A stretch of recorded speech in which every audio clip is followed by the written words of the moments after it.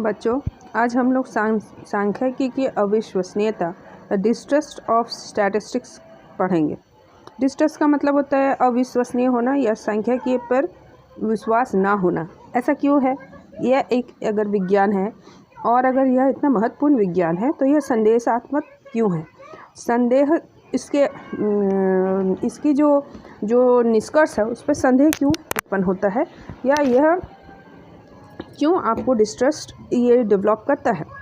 तो यह महत्वपूर्ण है, लेकिन फिर भी ये संदेहजनक होता है। इसके कुछ कारण हैं। कारण यह है कि प्राय हम देखते हैं कि सांख्यिकी को झूठ का पुलिंदा भी कहा जाता है। कुछ लोगों का यह कहना है कि अगर 100 सत्यता के लिए टनों आंकड़े उत्पन्न करने पड़ते हैं। इस प्रकार इसमें क्या होता है कि अगर कोई चीज़ को सत्यापित करना है तो हमें टनों आंकड़े उत्पन्न करने पड़ते हैं, इसीलिए डिस्ट्रस्ट है। सबसे पहला कारण यह है कि कुछ लोगों का कहना है कि झूठ 3 प्रकार का होता है: झूठ, सफ़ेद झूठ और समंक। माने समंक को भी यह झूठ के टर्म में देखते हैं।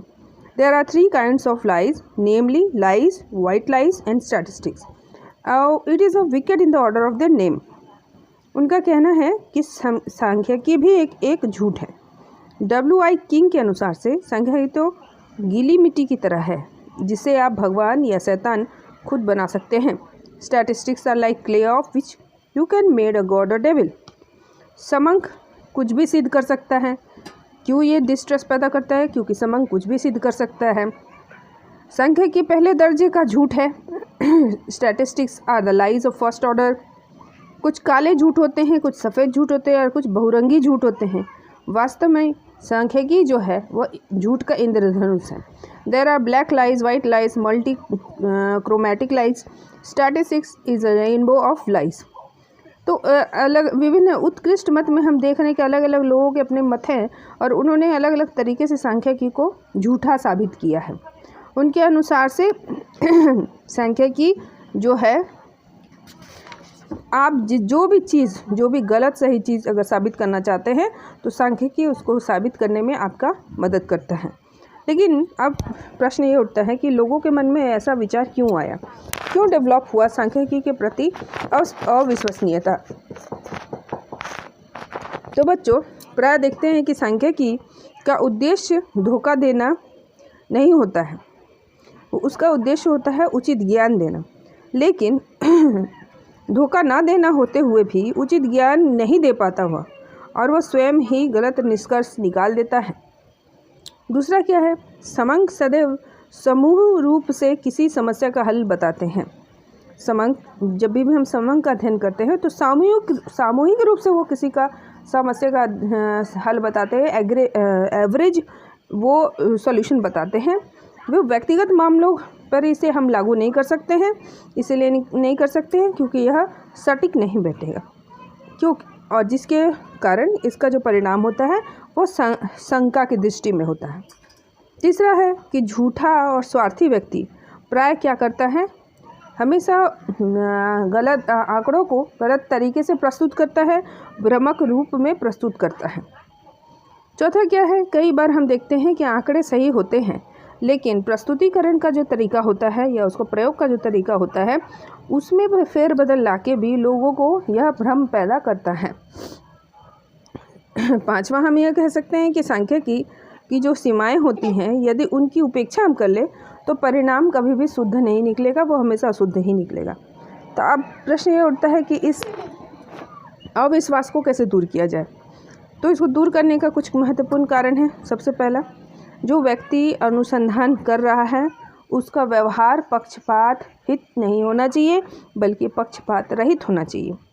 सांख्यिकी का प्रयोग करने वाला जो विशेषज्ञ है वह उस विषय के बारे में ज्ञानी होना चाहिए और वो उसकी यह कोशिश होनी चाहिए कि वो गलतियों की जो संभावना है उसको न्यूनतम करे। सांख्यिकी का उपयोग करने वाला जो सांख्यिकी की सीमाओं का भी अध्ययन करना चाहिए और उसे यह समझना चाहिए कि किस हद तक वो इसका प्रयोग कर सकता है जिससे कि निष्कर्ष सटीक निकले। अर्थात हम ये कह सकते हैं कि सांख्यिकी अगर हम इसे अच्छी तरह से देखेंगे तो वास्तव में समंकों या सांख्यिकीय विज्ञान का कोई दोष नहीं है। समंक स्वयं में न कुछ सिद्ध कर सकते हैं और न ही असल बता सकते हैं। दोष बस इसका प्रयोग करने वाले के ऊपर है। उसका प्रयोगकर्ता अगर सही है, उसका वो दुरुपयोग नहीं करता, उसका अगर ज्ञान सटीक है तो इसका निष्कर्ष सटीक निकलेगा। सांख्यिकी का जो महत्व होता है ये एक यूनिवर्सल यूटिलिटी का विषय है। क्रॉक्स्टन एंड क्राउडन ने कहा है कि वर्तमान में मानवीय क्रियाओं का कोई भी ऐसा पहलू नहीं है जिसमें सांख्यिकीय विधियां किसी न किसी रूप में प्रयोग नहीं की जाती है। अगर हम अर्थशास्त्र के क्षेत्र में भी देख सकते हैं, व्यापार के क्षेत्र में भी देख सकते हैं, देश के परिप्रेक्ष्य में भी देख सकते हैं और हर परिप्रेक्ष्य में। अभी हम कोविड-19 में जो वैक्सीनेशन का जो प्रयोग किया जा रहा है, वैक्सीनेशन जो दिया जा रहा है, उसका भी जो आंकड़े हैं वो भी सांख्यिकी की मदद से ही लिए जा रहे हैं या सांख्यिकी की मदद से ही उसका निष्पादन भी किया जा रहा है। तो सांख्यिकी हर एक क्षेत्र में प्रयोगी है।